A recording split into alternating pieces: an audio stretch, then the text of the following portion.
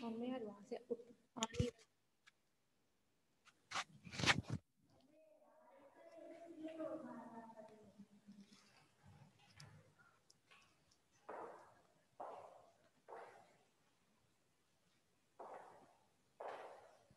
हाँ भाई, final year.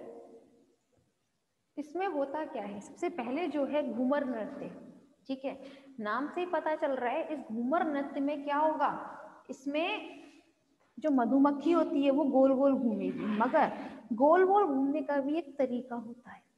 वो सबसे पहले अपने हाइव में आकर, कहाँ आएगी, पहले अपने हाइव में किसी सेल, हाइव में आएगी ये, हाइव में जाकर थोड़ा सा ये गोल गोल घूमेगी। गोल गोल घूमने की वजह से होता क्या है, जो वहां पर और जो श्रमिक होते हैं वो अपना ध्यान आकर्षित करती है कि जैसे बाकी के सब श्रमिक जो है उसकी तरफ देखें कि ये कुछ बताना चाह रही है। अब ये बताएगी भी कैसे, अब इसका तरीका क्या रहता है, ये हमेशा ऐसे घूमेगी, ऐसे तो थोड़ा सा आगे गई, फटाफट से बाएं या दाएं घूम गई, ठीक है। उसके बाद जैसे ये एक चक्कर कंप्लीट करने वाली होती है, वैसे ये अपनी दूसरी दिशा की तरफ घूम जाती है, लाइक दिस, ठीक है। मतलब पहले तो ये अपने दाईं तरफ घूमती है, और लेकिन इसमें ये अपने कभी भी जो इसकी पूंछ होती है उसको नहीं हिलाती कभी भी, ये डायरेक्ट सिर्फ उसका हेड रीजन सामने रखकर इस तरह से इधर घूम जाती है, और जैसे ही चक्कर कंप्लीट होने वाला होता है उसी फिर उसके बाद अपना इस तरफ दूसरी की तरफ घूम जाती है, जिस वजह से ये 8 डायरेक्शन बनता है।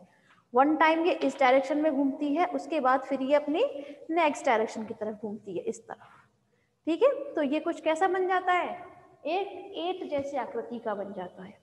अब ये गोल गोल घूमते हैं, इसमें देखिए मैंने बताया इसमें कभी भी ये अपनी टेल का यूज नहीं करती, ठीक है, टेल का यूज नहीं करती, सिर्फ उसको सीधा रखती है और गोल गोल घूमती है।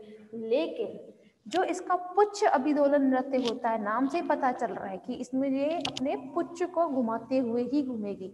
अब कैसे घूमेगी ये, सबसे पहले ये अपने हाइव में जाएगी, छत्ते में जाएगी, छत्ते में जाने के बाद जो और श्रमिक होंगे वहां पर उनको इंडिकेशन देगी। कैसे देगी, सबसे पहले ये थोड़ा सा दूरी तक जाएगी, इसमें ये बिल्कुल भी दूर तक नहीं गई थी, है ना, इसमें ये थोड़ा सा दूर तक जाएगी, और जाने के बाद में ही ये अपने दाएं या बाएं घूमेगी तो सही, लेकिन अपनी पूंछ को हिलाते हुए, ठीक है। और तरीका वही रखेगी, बस सिर्फ और सिर्फ क्या रखेगी कि ये जो इसने दूरी बनाई है ये थोड़ी ज्यादा हो जाएगी, जबकि इसमें बिल्कुल भी दूरी ज्यादा ये नहीं रखती। इसका मतलब क्या रहता है, इसका मतलब ये रहता है जो इसने बिल्कुल भी दूरी यहाँ नहीं रखी है, इट मीन्स इनके हाइव से वो गार्डन जहाँ पर ये मौजूद है, इनका खाना वो बिल्कुल भी ज्यादा दूरी पर नहीं है, थोड़ी ही दूरी पर, हार्डली कुछ 10 किलोमीटर की दूरी पर उपस्थित है। जबकि अगर ये इस टाइप से पुच्छ विदोलन नृत्य कर रही है, इसका मतलब है कि अब इनके हाइव से इनका गार्डन जो है वो बहुत ज्यादा दूरी पर है, इसीलिए ये इतनी दूरी ले रही है घूमने के लिए, ठीक है, और अपनी पुच्छ को हिला रही है। अब ना सिर्फ ये अपना इस तरीके से बताती है, बल्कि इनका जो बताने का तरीका होता है, ठीक है, वो बहुत इतना डिफरेंट होता है कि इनके जो श्रमिक होते हैं और श्रमिक वो इतना इजीली समझ जाते हैं कि बिना गलती किए वो अपने छत्ते में से उस गार्डन तक पहुंच जाते हैं।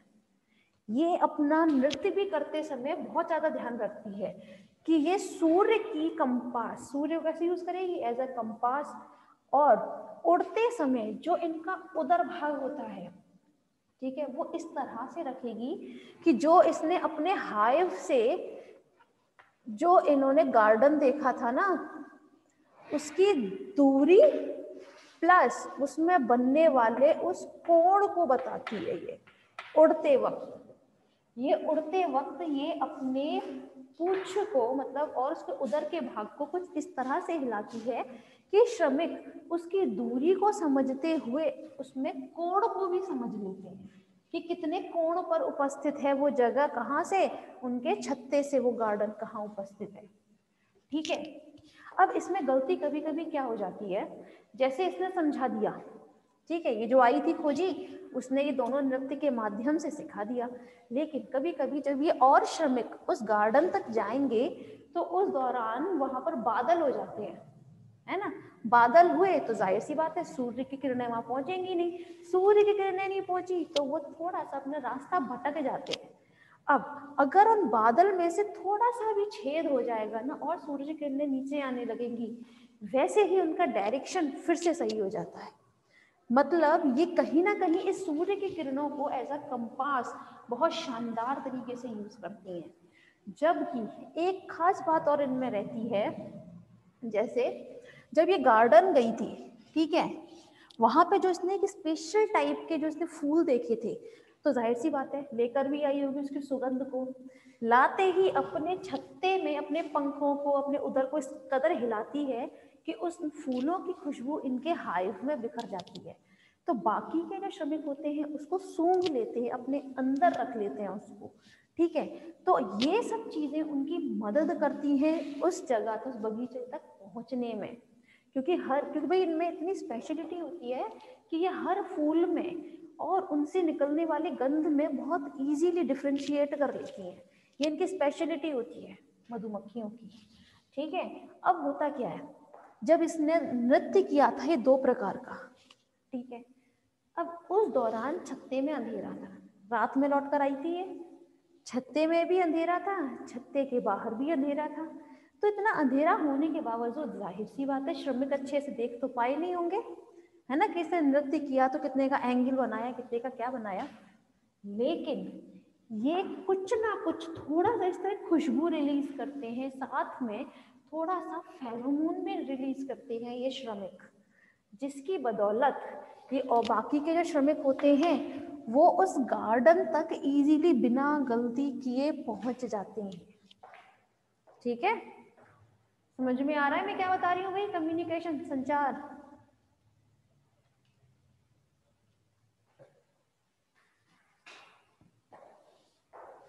फाइनल ईयर समझ में आ रहा है बेटा,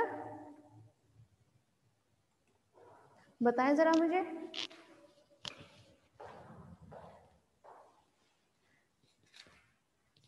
चलो ठीक है, फिर आगे बता देते हैं। अब हम हमारा यहाँ पर समाज के बारे में बात कर रहे हैं। समाज में भाई यस नो में जवाब तो दे दो कि ये समझ में आया कम्युनिकेशन की नहीं। यहाँ पर बेटा अब खत्म होता है आपका मधुमक्खी का संचार और उनका समाज किस तरह से होता है, ठीक है। अब हम बात करेंगे अपने नेक्स्ट टॉपिक की, जिसमें है अब समाज। भाई टॉपिक तो समाज ही चल रहा है इसमें, लेकिन अब किसकी बात करेंगे हम, हिरन की, ठीक है। हिरन, हिरन आप लोगों ने जनरली देखा भी होगा कि भाई हिरन होता कैसा है। प्रियंका यस नो जवाब तो दे दे भाई, ठीक है। चलिए, हिरन, हिरन 2 प्रकार में आप डिवाइड कर सकते हैं। जो पहला होता है दैट इज द डियर, ठीक है। दूसरा प्रकार होता है एंटीलोप, ठीक है। इन दोनों में डिफरेंस क्या होता है ये भी सब चीजें भी मैं बताती हूँ। यस मैम, ठीक है, गुड। देखिए हिरन में हमने 2 पार्ट्स में डिवाइड कर दिया है, डियर और एंटीलोप। इसमें जो मेजर डिफरेंस होता है, देखिए पहले तो आ जाती है इनकी फैमिली में ही डिफरेंस। डियर की फैमिली अलग होती है और एंटीलोप की फैमिली अलग होती है। जो फैमिली डियर की होती है दैट इज अ सिरेविडी, सिरेविडी होती है इसकी, ठीक है। और एंटीलोप की होती है बोविडी, ठीक है। सिरेविडी और बोविडी, इन दोनों की ही फैमिली अलग है। साथ में आपने ध्यान दिया हो तो इनमें क्या पाए जाते हैं, सींग पाए जाते हैं, हॉर्न प्रेजेंट रहते हैं ना। आप इन्हें हॉर्न कहें चाहे आप इन्हें एंटलर्स कहें, आप पर डिपेंड करता है, अपने कुछ भी कह सकते हैं। इनमें अब डिफरेंस क्या रहता है, ये जो आपके डियर होते हैं, ठीक है, इन डियर में एंटलर्स जो है, मतलब सींग जो है, वो गिरते रहते हैं टाइम टू टाइम। गिरते रहने का मतलब, और बाद में फिर आ जाते हैं, गिरते रहते हैं वह बाद में फिर आ जाते हैं।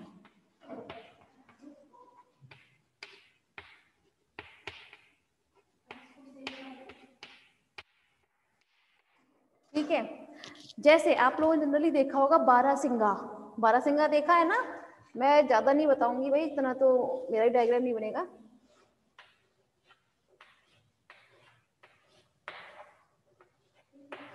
ये कुछ इस प्रकार से, उसमें क्या पाए जाते हैं? ये एंटलर्स, है ना।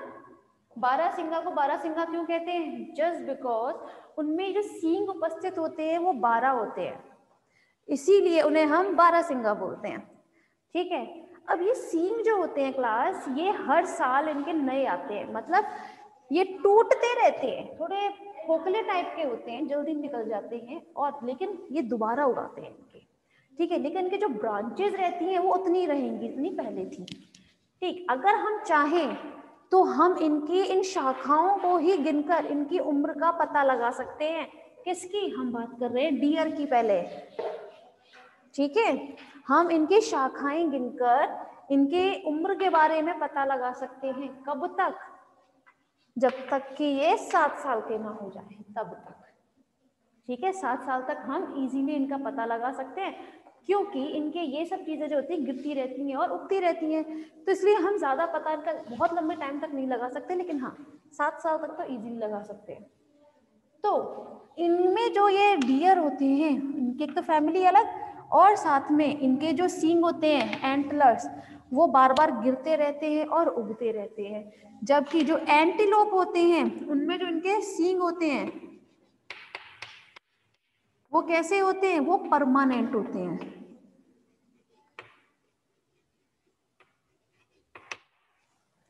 कैसे होते हैं? परमानेंट होते हैं, वो गिरते नहीं है, थोड़े ठोस